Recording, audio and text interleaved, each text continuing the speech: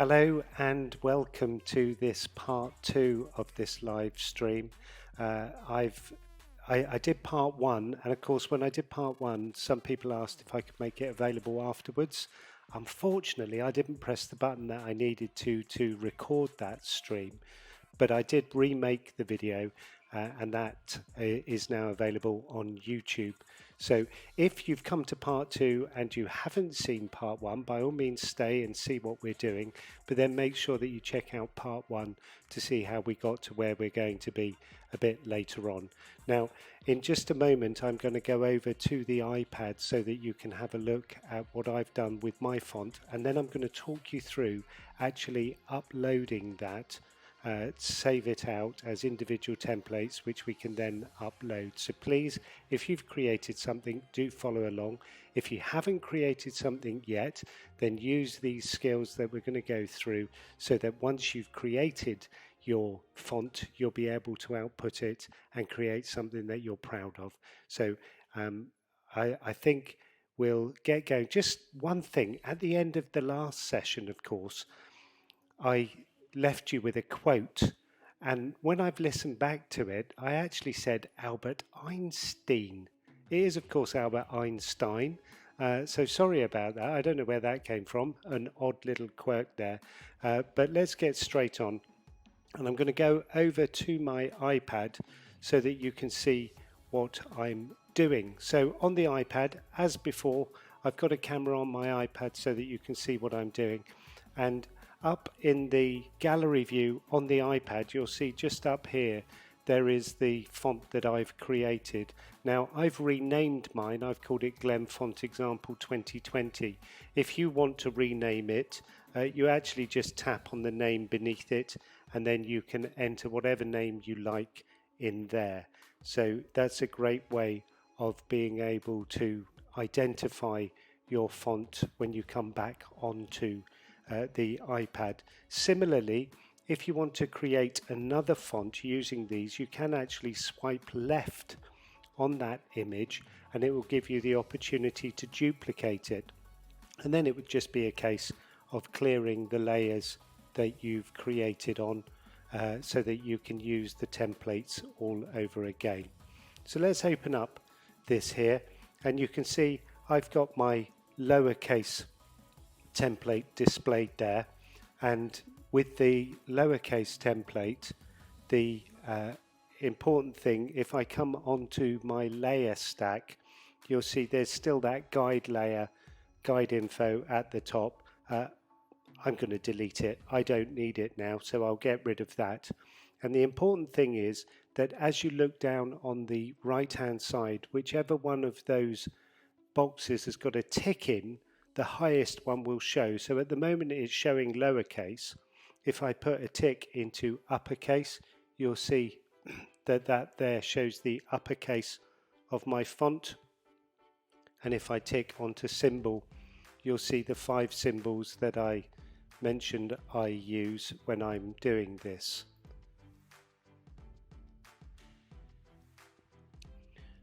So I'm just going to make sure that I untick the top 2 groups so that I'm left with the lowercase one ticked.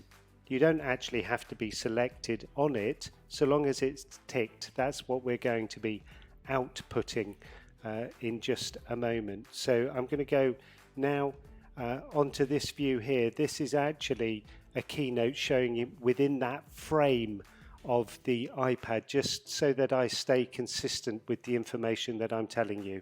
So making sure that you've got that tick in lowercase. The next thing that we're going to do is to go over to the wrench tool, the spanner tool in the top left hand corner of the iPad, and when we press that we want to make sure that we're on the share icon on the top, and then we're going to choose PDF. So by using PDF, portable document format, we can actually output that one layer, that one group I should say, our lowercase group.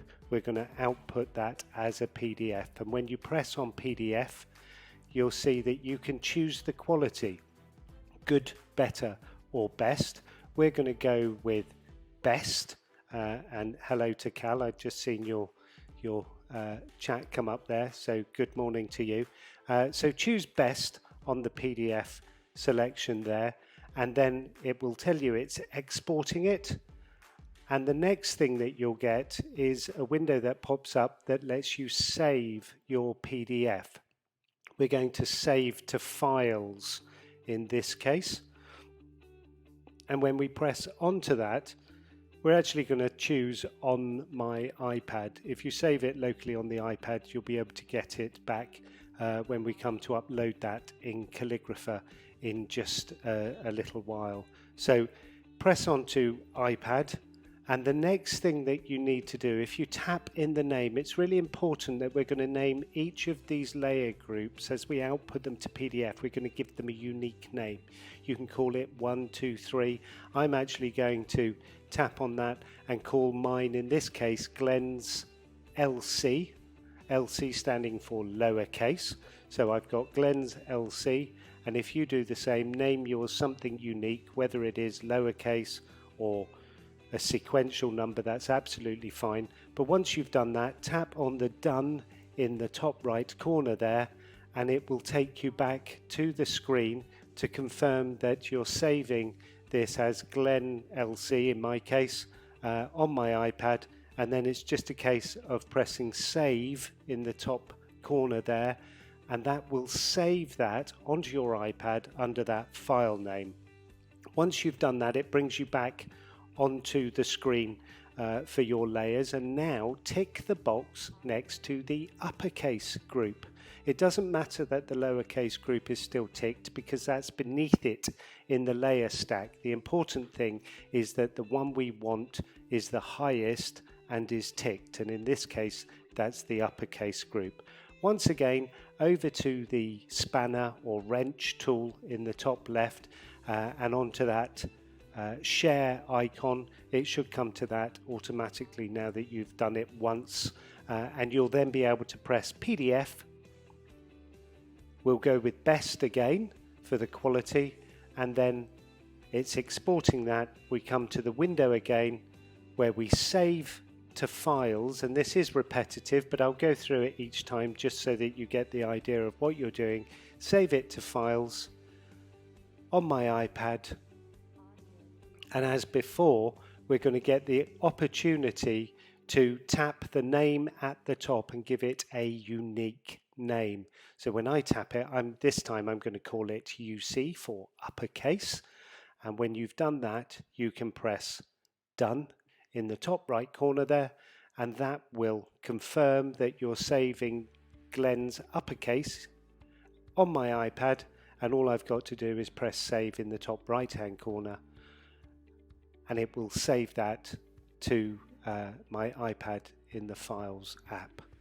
Next, we're back into Procreate, so we're going to tick the box next to the symbols layer, and you can see I did my 5 symbols, my at, hash, ampersand, pound, and the oblique stroke, and with that one highlighted, for the last time in this font, we're going to go over to the wrench or spanner tool, the share menu, choose PDF. You know what's coming next. We're going to choose best for the quality, and if we just tick that, I've just got a chat there from Simon. Simon says, what file do I save it on my iPad? You can save it into a particular file, or you can simply save it on your iPad and it will save it within the overall file structure simply sat on your iPad. So don't worry too much, but if you're collecting all of your font designs into one folder that you've called fonts, for example, then by all means navigate to that and save it there. So long as you know where you've saved it to, that's the important thing. But when we come onto it later, it will actually appear in your recents, so it doesn't matter which file you drop it into. But hopefully that answers your question, Simon, and good morning to you. Thank you for joining me today. So we've now, carrying on with this, saved to files on my iPad. I tap on the name again so that I can change that name, and I'm actually going to, in this case, call it Glenn's Sim, S-Y-M, short for symbols, so that I know which template that is when I come back to that. Once I've done that, I'm going to click Done in the top right hand corner, and then it confirms it's going to save Glenn's Sim file on my iPad, and I press Save in the top right hand corner. Now remember that if anyone is thinking, how do I do that? I am making this video available on YouTube. I've made sure that I've pressed the right button this time to make sure that I'll be able to upload it for you without having to re-record it, and then you'll be able to go back through to see what we're doing. It's time to head over to the Safari now. If you go to Safari on your web browser and follow along with me now, as I say, you can always re-watch this, but if we head over to Safari, where we're going is Calligraphr, because you need to make a free account, and it is completely free, but you do need to register for it. So we're going to go to www.calligraphr.com.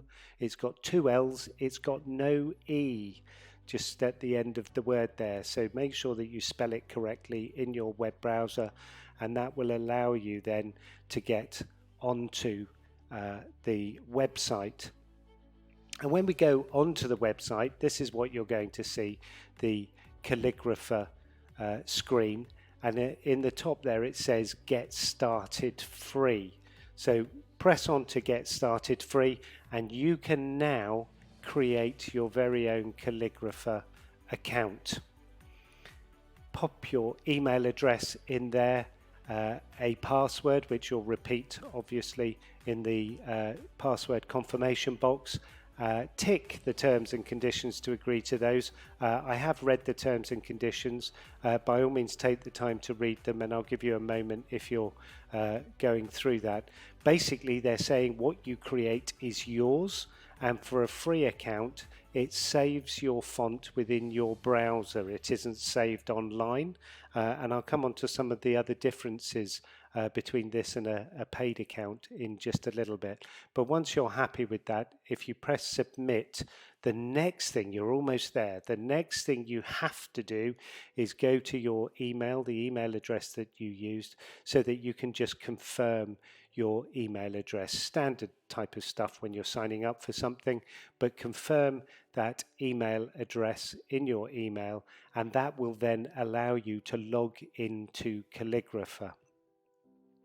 So just while you're doing that, and you can, if you've done it, by all means pay full attention to me. If you haven't, I'm just going to run through a couple of things where free versus paid accounts, what the main differences are for you. Now, with a free account, you can see on the left-hand column there, it will say it requires registration, and you can create an unlimited number of fonts. On the pro version or the paid version, they would charge you $8 for 1 month or $4 per month if you go for the 6th month choice. Now, as we go through, you'll see what the difference is, but it's quite interesting because the Calligraphr do not offer subscriptions, because they recognize that most users will come here to use this service and they don't want to catch people out with a forgotten subscription. So they're pretty fair when it comes to it. And if you do go for a paid account, it's really quite good value, because on the free account you can work on one font at a time. It doesn't mean you can only create one, it just means that if you create another one, it overwrites what you've written previously. That's not really a problem. So long as you've downloaded your font, you can then upload some new templates and create another font. And of course, if you save your templates, if you wanted to make a change to a certain letter, or you were adding some different flourishes or serifs to a font, you could do that and re-upload it. So it's no great problem only being able to work on one font at a time in the free version. But if you pay for an account, you can actually work on 12 at the same time. So that could be quite useful. Maximum number of characters. This is quite important because I mentioned this in part 1 of this live stream. If you have a free account, you have a maximum number of characters that you can use, 75, and that's why we were limited to 5 of those symbols. Now, if you go for the paid version, you can actually have up to 480 characters or glyphs. And that can be really useful, particularly when you start thinking about the next part, which is the maximum number of variants for characters. This is for character randomization. And in part 1, I said if you looked at my handwriting on that, where we wrote out the quick brown fox, that sentence, I said that you see variation between letters within people's handwriting. Character randomization allows you on a free account to have 2 differences. Now, if you do this, it will limit the number of other characters because we're still at a maximum of 75 on the free account. But you can actually have 2 different examples of your individual letter. So if I give you an example of that, if I write out the word calligraphy, and let me just come in a bit closer on that. At a quick glance, you may say, oh, the G is different. But actually, if you overlay these fonts one over the other, you'll see that there are significant differences, subtle, but differences between many of the letters. So on the L, for example, you can see that in the second time I wrote calligraphy, the first L is quite a bit shorter. And even the angle of the upright stem on the P, that descender, angles differently. The Y has a longer tail. So these are the variations that are quite typical in people's handwriting, and by being able to have variations in the font, what you can actually do is allow for those. So that's quite a useful thing to do. I'm just noticing that my Keynote has stopped working, not quite sure why that is, but what I'm going to do is just see if I can get that back. Okay, give me a moment, it's coming back, and all the way down here to the correct part. So just to try and make this as seamless as possible, he says. Okay, right, down we go. Hopefully you're talking amongst yourselves now, and if you're on your own, just have a chat, it'll be fine. Okay, so the next thing that we're going to do, if I come back onto my Keynote, is just to look at the ligatures. Now, ligatures is this interesting thing where actually letters are pushed together and combined. And you'll see it in certain fonts. Some fonts do not use ligatures where they join 2 letters together, and other ones do. I've got on the screen here the top, the black line is actually Times New Roman.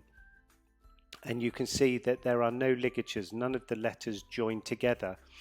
The bottom one is actually Hefler text, and with Hefler text, they actually, certain letters fuse with the one before. Typically in Hefler, it's when a letter follows the letter F, and it happens with the I and with the L. You can actually see on the FI, it loses the tittle, and the tittle is the correct name for the dot above an I, thought to come from that portmanteau of tiny and little, but a tittle there is completely absent, and the bar on the F has actually been extended to fuse with the bottom part of the letter I. Similarly, on the FL, you can see that the F is fused with the L. So ligatures allow you in a font to actually create a joined up effect. And certainly if you join up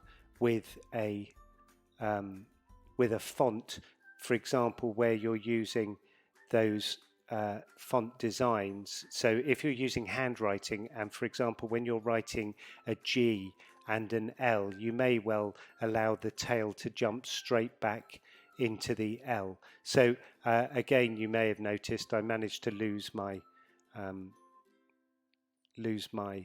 keynote, but I've got it back again there. So let's just go back to the keynote, and now just carrying on down there again, adjusting the spacing, the kerning, and the in between those letters that we talked about in the first session. You're able to do that on a paid version, not so on the free version. So those are the basic differences between free and paid versions. Now, you've hopefully confirmed your email account, which means we can start the app. And when we start the app, you'll see that there's various things. It talks about creating a template. You don't need to do that because I did that for you. But you'll see that at number 4, it says on the fonts page, and fonts page is underlined. You can choose the upload option. So press on fonts page. And when you press on that, you'll see on the top line there, it has new font and then it has upload template. We are going to press on upload template. And when you press that, you'll see that you get this window open and you can select a file. So tap on, and I want you to do this as I do it. Don't press upload template after the first one, just follow along with me. So choose file, and what we're going to do there, you'll see that it says browse for the file that we created, and it's going to bring up your recents. You can see at the bottom of the window it says recents. If it doesn't, you can browse and search for it, but generally speaking, if you're on recents, you'll see the last 3 files that you've created, in this case those 3 files. And what we're going to do first of all is choose the one that was our lowercase, in my case Glenn's LC. So if you choose your lowercase file and tap on that, you'll see that now it actually appears in that window there, but we're not going to upload the template yet. What we're actually going to do is choose file again, and when you choose file again, it will take you back to this window, and you guessed it, we're now going to choose the uppercase file. Now sometimes when you go back into this, it reorders them, so it would move the one that you selected first to the left hand side. So just make sure you're choosing the one that represents your uppercase file, and if you tap onto uppercase, you'll see we've got lowercase and uppercase in that window. We're not going to upload the template, we're going to choose file again, and this time of course we are going to choose the symbol file, Glen Sim there, and when we press that, it puts all 3 of those files. You'll see them, we've got lowercase, uppercase and symbol all there, and now I know you all want to press that button. If you press upload, it will take you to a processing screen. This can take a little while, particularly if their server is busy. So, but it will process that file, and once it's finished processing the files that you've uploaded, what you'll get is a character preview. This is showing you the letters of your font that you created, and it's actually taken them all out of the templates and laid them within this window so that Calligraphr knows which of your characters relates to which character press on a keyboard. And this is where I said to you, if for example you'd created some little sketches or maybe a company logo or some different bullet points, smiley faces, whatever, then each of those smiley faces would be in the box that links to that character, whether it's a capital or lowercase or indeed a symbol. Now this screen actually scrolls, and we need to scroll right down to the bottom of it to see where it says add characters to your font. Now I know from personal experience that sometimes you scroll down and it still doesn't show you add characters to your font. You can't actually see that bit. If you look at my screen, I'll show you what to do. What you need to do is just pinch on that screen and let it back out, and then you should be able to see add characters to your font. We're then going to choose that. We're going to press on add characters to your font, and it will ask you if you want to build font. This is an opportunity to name your font. And this is where, like with Polaroid or Leaf It Out, that's where I named my font. In this case, I've named it Glenn's 2020, just so I remember when I made this. So you can change the name there to something that you want. It may be just handwriting, it could be whatever you like. But once you've done it, we're going to tap on Build. And when you tap on Build, again, you get to that processing wheel, and it will process your font. And when it's finished processing your font, it will show a preview of your font. And at the top, you'll see you can your font files. We've got on the left there, Glenn's 2020 regular.ttf.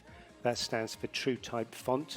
And then on the right, it says Glenn's 2020-regular.otf, which is Open Type Font. For our uses, it doesn't matter which one you download. Open Type Fonts is a newer file type for fonts, and so I'm going to use the OTF file to download that. And if you tap onto that, it will ask you, do you want to download Glenn's 2020-regular.otf? I'm going to press on download, and it will download that then onto my iPad. So let's head over to the iPad so that we can actually have a look at the new font. Now we're back onto this screen here where we were before. What I'm actually going to do is just press onto Gallery in the top left, and I'm going to start a new canvas. To start a new canvas, of course, we press the plus in the top right hand corner, and for the purposes of this, I'm just going to choose screen size, which is the top one there, and I choose screen size, and it gives me my canvas. There's my canvas there. Of course, I can move it around with two fingers. I can pinch to put it back full screen as well, but I'll just bring it in a little bit so you can see what I'm doing. Now we're going to bring in the font that we've just created, and to do that we're going to start by adding some text. So go to the wrench tool or spanner in the top left hand corner next to the word gallery, and then you need to be on the button that says add, and you've got insert file, insert a photo, take a photo. It's the next one we want, which is add text. When you add text, it will bring text in on the screen. It will actually bring it in the color, whatever color is selected in the top right hand corner. So if you've been working in white, for example, you might be thinking, I can't see my font. If you came onto that color wheel and adjusted it, you could actually bring it back on to black to make sure. Just to show you, I'll just change the color of that font. If I come on to edit font and change the color here, you'll see that it actually changes to whatever I choose. All right, but let's go with, tap on the layer again to edit it, and I'm going to put it back to black for now. Okay, if you've clicked off your text and you want to edit it, the simple way to do that is just to make sure that you're on your text layer, tap it and go to edit text on that flyout menu, and it will bring up the keyboard again. And what we're then going to do is tap where it says edit style, tap on that, And if you look for your font on the left hand side, you won't find it because we haven't downloaded it yet. What we have to do is just go to import text, which is on the top of that box there. You'll see import text, and if you press on import text, it will bring you to your recents if it doesn't navigate to recents, and your font will be here. Now you can look through, I can actually see mine's the 4th along there, but if you can't find it, by all means type in the search box and you'll see that once you get enough into the name that you gave for your font, you'll see that it actually will appear there. So I'm going to tap onto Glenn's 2020 regular.otf, and you'll see that it said importing. Now nothing's changed to the font, has it? But if I double tap on that word, I can now scroll down in my fonts, and if I come down, I can actually see that Glenn's 2020 is now there. And if you tap onto it, you will see that it's changed to my font, and I can come on here, go back to the keyboard, and I can write something in here. Oh, my new font. So having done that, you can see you've brought in your font, and people often say, but what do I do if I want a different color? Of course you can do that. Let's just change this to something else, and I'm going to just change it to test. Remember, if we come onto here and edit the text, we can choose a different color. We can also resize that on the screen quite easily. Now, if you wanted to do this with some mixed colors, because I know sometimes it's quite nice to actually have something other than one standard color, what you could actually do, if I create a layer above that, and all I'm going to do now is with red, just come onto here, and I'm going to change my brush to an airbrush, and a nice soft airbrush there, and I'm just going to come across like this, and then maybe let's just to change it up a bit, we're going to put in something like that. And you might be thinking, what on earth has he done?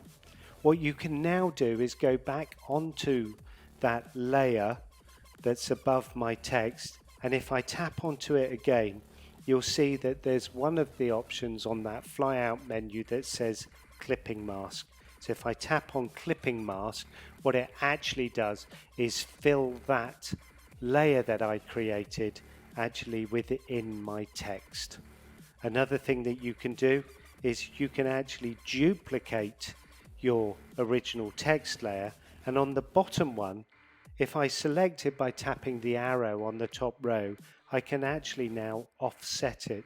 So this is great if you want to create some additional depth to your text, or in fact even add a blur to it. So with that text selected, if I go onto the magic wand on the top row, to the left of that arrow, you'll see that the second one down says Gaussian blur. I could tap on that and then just blur that a little bit, maybe if I offset it a bit more, but you can see how it actually lifts that text off the page. So lots that you can do with a font that you create. You can also drop pictures in if you really want to get fancy with this. If I come back up to this colored layer, I'm just going to turn that off for a minute, and I'm going to add a photo in on top of that. There's a photo at the Festival of Lights in Southampton. You can clip that to your text, clipping mask, and you can see you can get some really interesting effects within text, and you can move that around within the text so that you can get creative with that as well. So that's just about it. I may well do another video at some point actually going through to explain how you can use different masks when you're creating these different fun images, because masks, clipping masks, is a fantastic thing to actually make your work stand out. I'm just going to come back over here. I left you at the last time with a quote. It only seems right that I leave you with a quote on this occasion as well. And on this occasion, the quote is from Franklin D. Roosevelt, and he said, "Happiness lies in the joy of achievement and the thrill of creative effort." I hope that you've enjoyed getting creative with me this morning and that you've created a font. Remember, I'm making these videos available to you on YouTube, so that if there's something you've missed, something you're not sure of, then please do come back and watch those on there. Somebody's saying, I don't know whether others are having the same issue, but only the first letter is my font. The others are as they were. Sorry. Well, certainly if you create a font where you've only uploaded capital letters, for example, Simon, then it will default to the standard letters for the rest of it. So try, if that's what you've done, then try writing the whole word in capitals. That may well do that. But otherwise, what you should be able to do is get your entire font as I did just then. I'll quite happily connect up with you subsequent to this to make sure that that's working for you. And as before, when it comes to the YouTube video, if there are any questions you have, or on the Facebook page, by all means put those questions there and I'll do my best to answer them. But do have fun, get creative, use the templates again and again. All good now. Thanks, mate. That's great, Simon. I'm glad it's working for you. But certainly have some fun with it, see what you can create, and feel free to share your creations on my Facebook page. I'd love to see what you're doing with these fonts. But stay safe. Enjoy the rest of your time learning something new. It is a weird time that we're in at the moment. So just make sure you look after yourselves and each other and do something to help the time go. But until next time, thank you very much for joining me and take care. Cheers now. Bye-bye.